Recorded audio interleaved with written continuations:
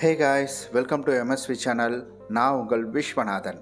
நம்ம இன்னைக்கு பார்க்க போகிறது என்னன்னா, சிவகார்த்திகேயன் எஸ்கே அவர்களை பற்றி தான் இன்னைக்கு பார்க்க போகிறோம். இவரை பற்றி நம்ம என்னங்க பார்க்க போகிறோம், நமக்கு என்னங்க நீடு அப்படின்ற மாதிரி கேட்குறீங்களா?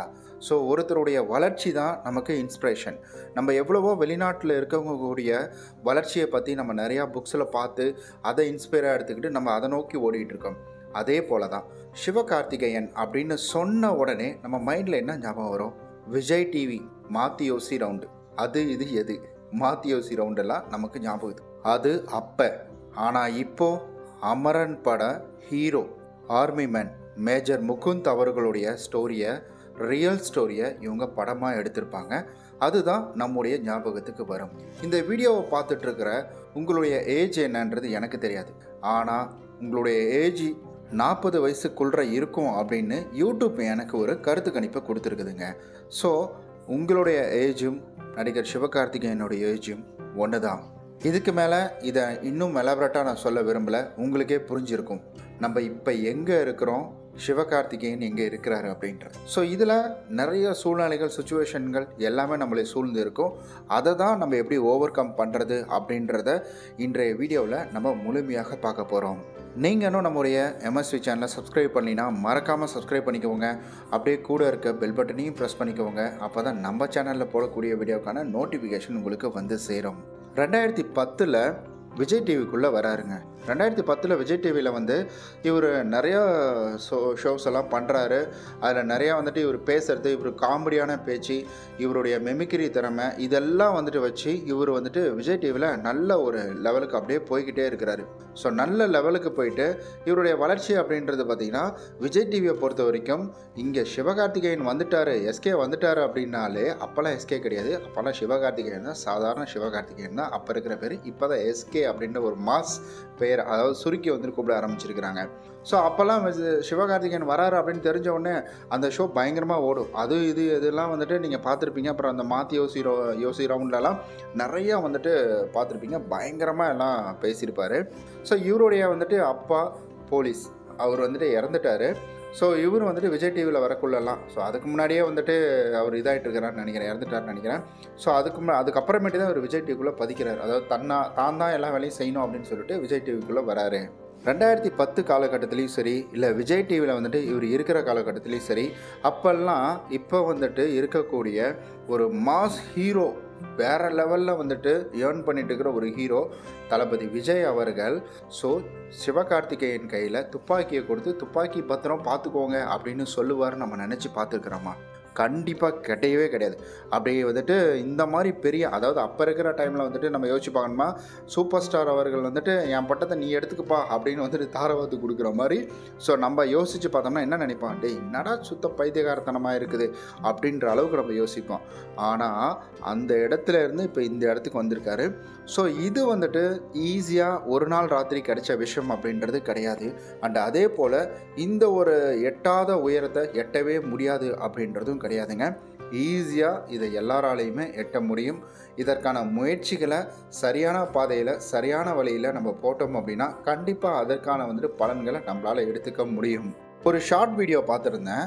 மெரினா படம் இவர் நடிச்சிருந்தார். மெரினா படத்தில் சின்ன சின்ன பசங்களாம் இருக்கிறாங்க. அந்த சின்ன பசங்க கூட இவரும் உட்காந்து ஒரு இன்டர்வியூ அப்படின்றத பண்ணுறாரு. அப்போ அந்த இன்டர்வியூ பண்ணக்குள்ள அந்த இடத்துல இந்த சின்ன பசங்களாம் பயங்கரமாக ஓட்டுறாங்க, பயங்கரமாக கலாய்க்கிறாங்க. ஸோ அந்த சீனை காமிச்சிட்டு டக்குன்னு அந்த மேஜர் முகுந்த் அவர்களாக மாறி அவர் பேசுவார் பார்த்தீங்களா, ஹூ ஆர் வி அப்படின்னு பேசுவார் பார்த்தீங்களா. அப்புறமேட்டுக்கு ஓ போட்டு கொஞ்சம் கேப் விட்டு ஹூ ஆர் வி அப்படின்பார் பார்த்தீங்கன்னா, அந்த ஒரு மாஸ் ஸ்பீச்சை அந்த இடத்துல கொண்டு வந்தாங்க. நான் முடிஞ்ச அந்த இடத்துல கொடுக்குறேன் நான், நீங்கள் அதை போய் பாருங்கள். ஸோ அந்த அளவுக்கு எங்கேயோ ஒரு இடத்துலேருந்து இந்த இடத்துக்கு வந்ததுக்கான மெயின் ரீசன் என்னென்னா, தன்னுடைய அயராத உழைப்பு. இவர் மட்டும் கிடையாதுங்க, சினிமாவில் எவ்வளோ பேர் உழைச்சிருக்கிறாங்க. எப்போவுமே சரி, நம்ம ஒரு பாதையை தேர்ந்தெடுத்துட்டோம் அப்படின்னா அந்த பாதையிலேயே நம்ம குண்டுச்சட்டுக்குள்ளேயே குதிரை ஓட்டுறது அப்படின்னு சொல்லுவாங்க பார்த்தீங்களா. அது மாதிரி நம்ம அந்த ஒரே இடத்துல சுற்றி இருக்கவே கூடாது.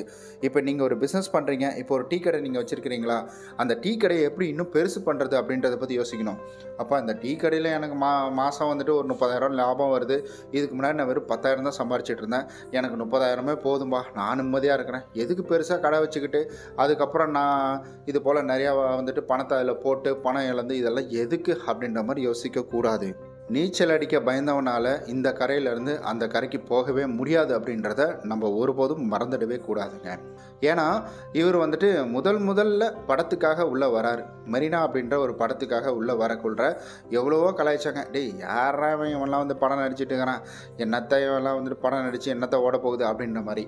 அந்த படம் ஓரளவுக்கு ஓடிடுது, ஓரளவுக்கு நல்லாவே ஓடிடுது. ஏன்னா காமெடி அந்த இது இருந்துச்சுட்டு எல்லாமே ஓடிடுது. அதற்கு அடுத்தது பார்த்திங்கன்னா மனம் கொத்தி பறவை அப்படின்ற ஒரு படம். இவர் அதுக்கடுத்து கொஞ்சம் கேப்பை விட்டு அந்த படத்தை வந்துட்டு எடுக்கிறாருங்க. அந்த படத்தில் வந்துட்டு ஒரு நல்ல காமெடி அப்படின்றது வந்துட்டு போகுது. அதில் நல்லா வந்துட்டு ஹிட் ஆகிடுறாரு. ஸோ இப்போ டீ கடையிலேருந்து அவர் என்ன பண்ணியிருக்கிறாருன்னா, எக்ஸ்ட்ரா வந்துட்டு டீ கடையை விரிவுபடுத்தணும்னு சொல்லிட்டு மெரினா அப்படின்ற ஒரு படத்தை எடுத்திருக்காரு. நீங்கள் அப்படி தான் புரிஞ்சுக்கணும். மெரினா படத்தில் நடிச்சிருக்கிறாரு. வாய்ப்பு கேட்டு தேடி போயோ கேட்டோ ஏதோ ஒரு விதத்தில் அவர் நடிச்சிருக்கிறாரு. இதற்கு அடுத்தது பார்த்திங்கன்னா மெரினாவிலேருந்து இவர் என்ன பண்ணுறாருனா, எக்ஸ்ட்ரா இன்னொரு டீ கடை வைக்கலாமே அப்படின்னு சொல்லிட்டு தான் மனங்கொத்தி பறவையில் நடிக்கிறாரு. அதற்கு அடுத்தது கேடி பில்லா கில்லாடி ரங்கா. இன்னும் ஒரு வந்துட்டு அந்த இப்போ நம்ம வச்ச டீ கடை இன்னும் கொஞ்சம் ஃபேமஸ் பண்ணலாமே, இன்னும் கொஞ்சம் அதையும் கொஞ்சம் விரிவாக்கம் பண்ணலாமே, நிறைய ஒரு 2-3 ஆட்கள் வேலைக்கு போகலாமே அப்படின்னு சொல்லி அந்த இடத்துல யோசிக்கிறாரு. இப்போ ஆல்ரெடி 2 டீ கடை வச்சுருக்கிறதுனால இவரை வந்துட்டு ஃபுல்லாகவே பயங்கரமாக பேச ஆரம்பிச்சிட்டாங்க. இவர் வந்துட்டு பா 2 பிரான்ச் வச்சுருக்கிறாருப்பா அப்படின்ற மாதிரி. அப்போ இவர் ஆல்ரெடி ஒரு நடிகர்ப்பா அப்படின்ற மாதிரி, நல்லா தான் நடிச்சிட்டு வராரு அப்படின்னு சொல்லிட்டு. அதுக்கப்புறமேட்டுக்கு எதிர்நீச்சல் அப்படின்ற ஒரு படம். வேறு லெவல் மாஸ் ஹிட்டு.